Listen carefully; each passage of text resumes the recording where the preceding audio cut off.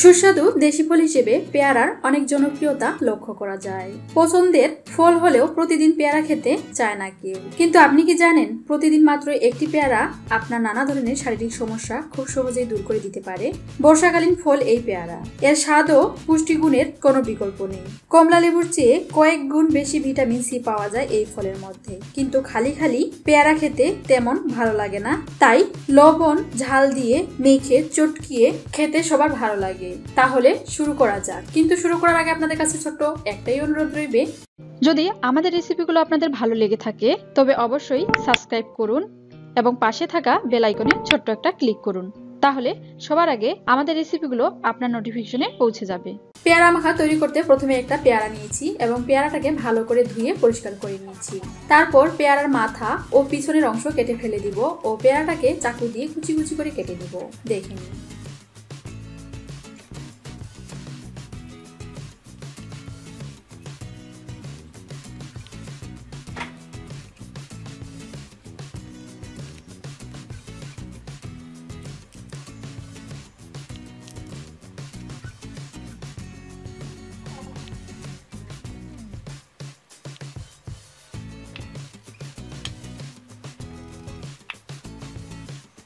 এইভাবে পেয়ারা মেখে খেতে কিন্তু অনেক ভালো লাগে।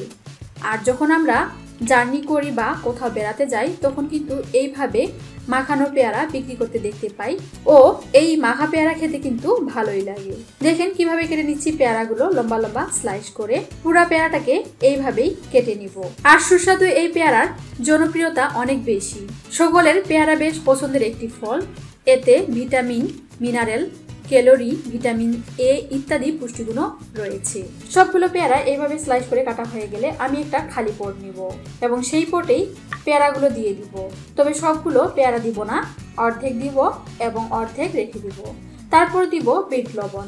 বিট লবণগুলো আমি গুঁড়া করে নিয়েছি ও পেয়ারার পটে সামান্য বিট লবণ দিব। তারপর 1 চা চামচের মতো কাঁচামরিচ,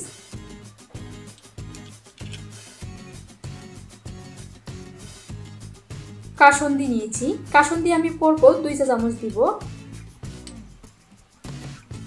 এবার দিব সরিষার তেল।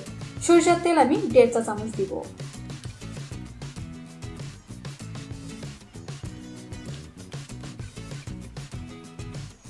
ও পটের ঢাকনা দিয়ে ঝাঁকিয়ে ঝাঁকিয়ে মেখে নিব পেয়ারাগুলো।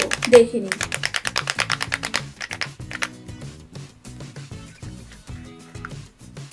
তারপর সাদা পেপারে পেয়ারাগুলো তুলে নিব। ঠিক এভাবেই কিন্তু পেয়ারা মেখে বিক্রি করা হয় এবং এর স্বাদ ভালো লাগে বলে আমরা প্রায় স্টেশনে কিনে খাই পেয়ারা মাখাগুলো।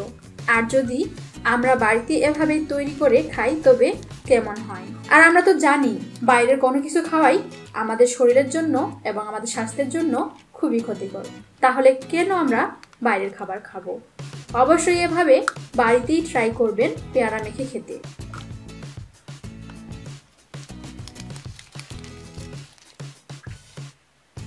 যদি আমাদের রেসিপিগুলো আপনাদের ভালো লাগে তবে অবশ্যই লাইক, কমেন্ট এবং শেয়ার করবেন এবং আমাদের আরও নতুন নতুন রেসিপি যদি পেতে চান তবে অবশ্যই আমাদের চ্যানেলটিকে সাবস্ক্রাইব করবেন এবং পাশে থাকা বেল আইকনে ছোট্ট একটা ক্লিক করবেন।